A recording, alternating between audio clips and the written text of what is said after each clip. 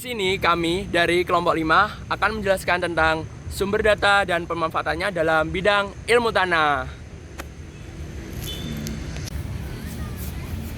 Halo semua, perkenalkan nama saya Faiza Nihatin Aziza dengan NIM akhir 1032. Pada video kali ini, kita akan membahas pentingnya teknologi di bidang ilmu tanah. Teknologi memiliki peran yang sangat penting dalam pengembangan ilmu tanah, terutama untuk memahami karakteristik, kualitas, dan potensi suatu lahan secara lebih cepat, akurat, dan efisien. Pada video kali ini, kita akan membahas beberapa topik.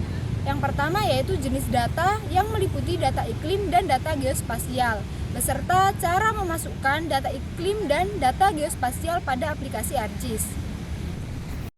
Perkenalkan, nama saya Yuda Wijaya dengan NIM akhir 1030.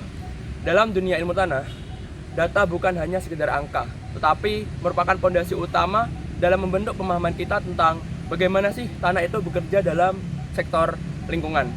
Di era modern ini, pengelolaan tanah tidak hanya bisa mengandalkan observasi visual saja. Diperlukan data yang akurat, terukur, dan bersumber dari sistem yang terpercaya untuk menjawab tantangan-tantangan yang dihadapi di sektor pertanian dan lingkungan.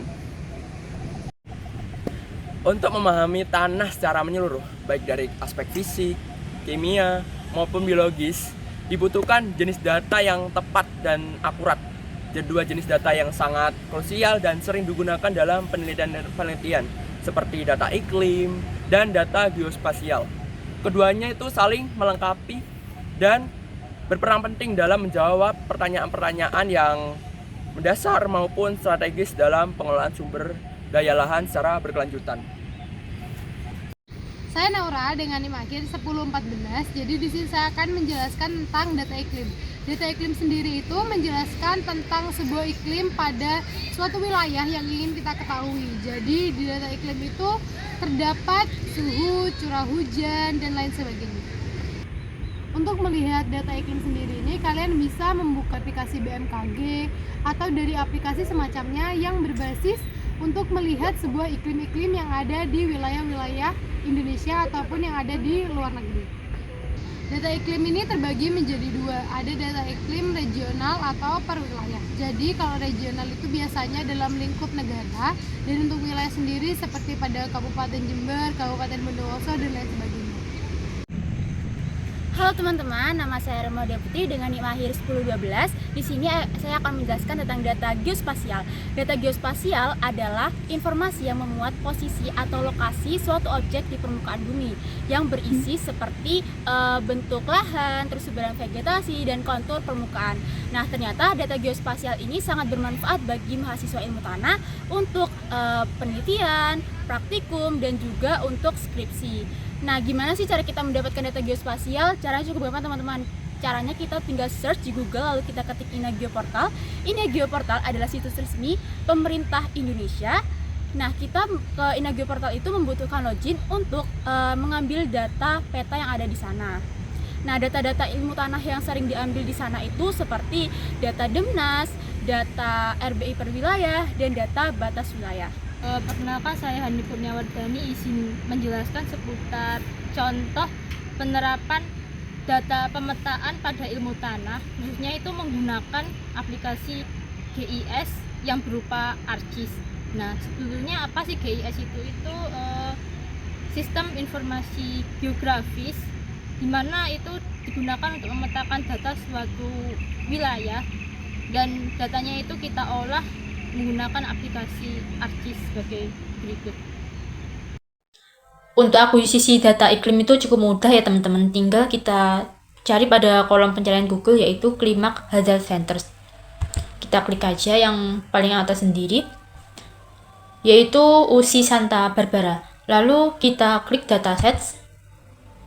Kalau sudah, kita scroll ke bawah dan kita cari CHIPS v2.0 pada bagian data, itu kita klik aja, lalu kita cari pada bagian Indonesia, itu terserah teman-teman mau milih decades atau bulan.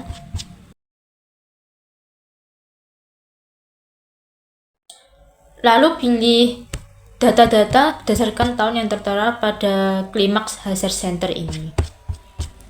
Aku akan pilih pada tahun 2024. Bulan 12. Kalau sudah, kita tunggu apakah sudah terdownload. Kalau udah, langsung saja kita ke File Explorer. Kita pastikan apakah datanya udah terdownload. Ke kolom download, lalu kalau udah terdownload langsung ekstrak aja. Klik kanan, klik kiri, ekstrak all. Dan datanya disimpan pada folder baru yang sudah kita buat tadi, yaitu data tugas TI. Kalau sudah terekstrak, langsung saja kita login ke aplikasi ArcGIS. Ini ke ArcGIS ya teman-teman. Ini klik 2, klik kanan, lalu klik add data, lalu klik tombol penambahan data. Nah, tadi datanya saya taruh pada bagian dokumen, dan tadi juga udah sempat bikin folder baru, foldernya tentang tugas TI ya. Ini, lalu pilih dokumen yang sudah kita ekstrak tadi, yaitu ini ya dokumennya. Lalu klik OK. Nah, dokumennya ini kita klik add, klik OK. Nah, ini untuk datanya ya teman-teman. Ini udah jadi. Kalau udah, kita klik file ini sebagai penyimpanan. Lalu klik save as agar datanya tidak hilang. Nah, terus kita beri nama sesuai yang kita inginkan. Peta Indonesia kita. Nah, lalu kita save. Sudah. Untuk selanjutnya, kita akan memasukkan data batas wilayah, yaitu dengan web INA Geoportal. Langsung saja kita cari pada kolom pencarian Google, INA Geoportal yang bagian atas sendiri.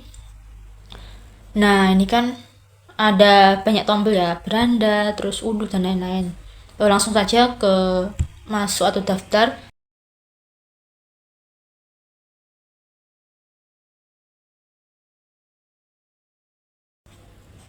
Kalau sudah, klik unduh data. Ini aja macam-macam ya teman-teman. Ini tinggal teman-teman mau milih yang mana. Kalau aku mau milih data RBI per wilayah, unduh data.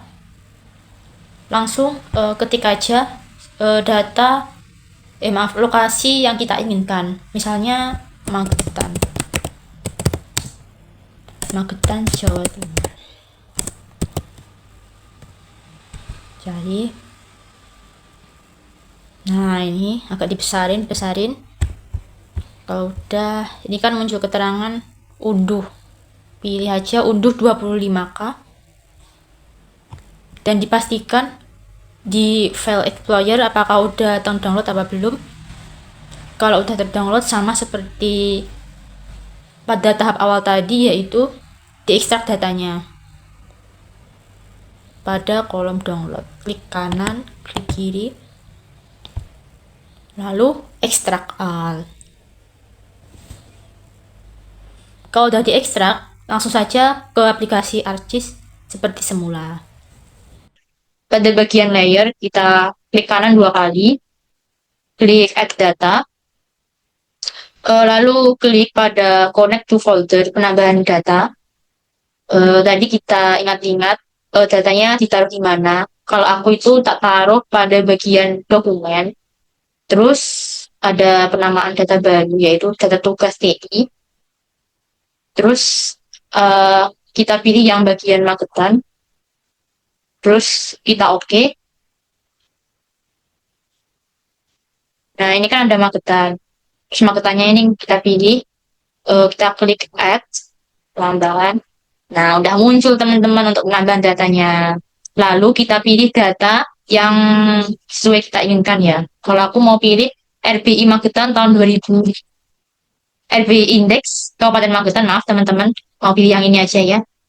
Lalu kita add. Nah, datanya udah tertambah.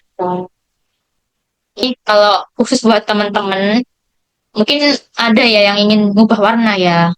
Itu bisa klik bagian ini ya teman-teman. Ini kan kotak G ini merupakan warna. Ini mau tak rubah warna pink. Lalu kita klik OK. Kalau udah muncul kayak gini ya teman-teman, ini kita akan beri batas wilayahnya ya. Karena batas wilayahnya belum kita cantumin, maka harus segera dicantumin ya. Seperti semula ya, add data, lalu klik 2022 RBI Magetan. Ini penambahannya, lalu kita klik add, mau pilih batas wilayah. Ya, batas wilayah ini ya. Lalu kita tambahkan.